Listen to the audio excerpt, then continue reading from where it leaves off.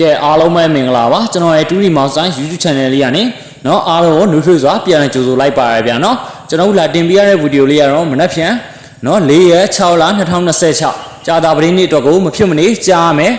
မိပတ်တိကနန်းလေးတွေရဲ့เนาะမေယောကနန်းလေးတွေရဲ့တကွက်ကောင်းလေးတွေကိုလာမျှဝေပေးတဲ့ဗီဒီယိုလေးဖြစ်ပါရဗျာเนาะကျွန်တော်ရဲ့ YouTube channel ကเนาะတူရီမောင်ဆိုင်ရဲ့တူရီချမိတ်ဆွေညီကိုမောင်တော်များအားလုံးကလည်းခုဗီဒီယိုလေးကိုပြီးဆုံးအောင်ကြည့်ရှုပေးပါဗျာเนาะကဲဗီဒီယိုလေးကိုကြည့်ရှုနေတဲ့အကိုမတူတယောက်ချင်းတိုင်းရလဲဗီဒီယိုလေးကိုလိုက်လမ်းမလေးတယောက်ချက်နှိပ်ပြီးတော့ channel လေးကို subscribe လုပ်ပေးတော့ပါဗျာเนาะဗီဒီယိုလေးကိုလည်းအများမြင်အများသိအောင်အများပေါင်း share လို့ရတဲ့နေရာမျိုးတွေမှာ share ပေးပါမျှဝေလို့ရတဲ့နေရာမျိုးတွေမှာမျှဝေပေးတော့ပါလို့ကျွန်တော်ဘက်ကနေမေတ္တာရက်ခံအပ်ပါရဗျာเนาะကျွန်တော်မောင်ဆိုင်ရဲ့เนาะတူရီချမိတ်ဆွေအကိုမတွေအားလုံးကလည်းစိတ်ချမ်းသာခြင်းကိုယ်ကြီးချမ်းသာခြင်းတွေနဲ့ပြည့်စုံကြပြီးစီးပွားဥစ္စာဒီရေလားကြီးပွားတိုးတက်ကြပါစေလို့ကျွန်တော်ဘက်ကနေဆုမွန်ကောင်းတောင်းပေးလိုက်ပါရဗျာเนาะကဲဒီနေ့ဗီဒီယိုလေးကိုတော့เนาะအကိုရီမတွေအားလုံးလည်းလိုရင်းတိုးရှင်းပဲကျွန်တော်ဘက်ကနေသွားမယ်ဗျာเนาะ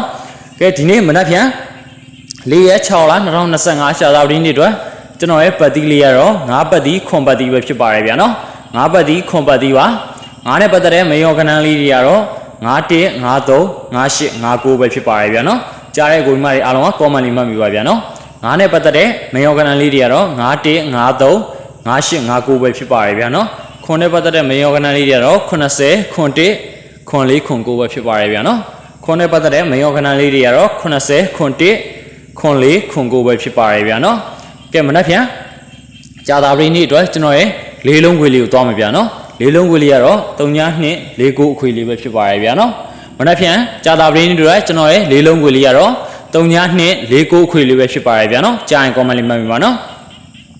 ကဲမနက်ဖြန်နော်4ရက်နေ့ကြာတာပရင်းနေ့အတွက်ကျွန်တော်ရဲ့တကွက်ကောင်းလေးကတော့14ပဲဖြစ်ပါတယ်ဗျာနော်တကွက်ကောင်းလေးကတော့14ပဲဖြစ်ပါတယ်ဗျာနော်ကဲအကိုရီမတွေအားလုံးလည်းနော်ပြောတိုင်းအောင်လို့ဆောင်းတိုင်းမြောက်ပြီးတော့လွန်ဆန်းတစ်လုံးပါပြည့်စုံပါစေမနက်ဖြန်ကြာတာပရင်းနေ့ကိုငွေတုံးပိုက်နိုင်ပါစေလို့ကျွန်တော်ဘက်ကနေဆုမကောင်တောင်းပေးလိုက်ပါရဗျာနော်ကဲမင်္ဂလာရှိသောမင်္ဂလာညချမ်းလေးတွေပိုင်ဆိုင်နိုင်ကြပါစေ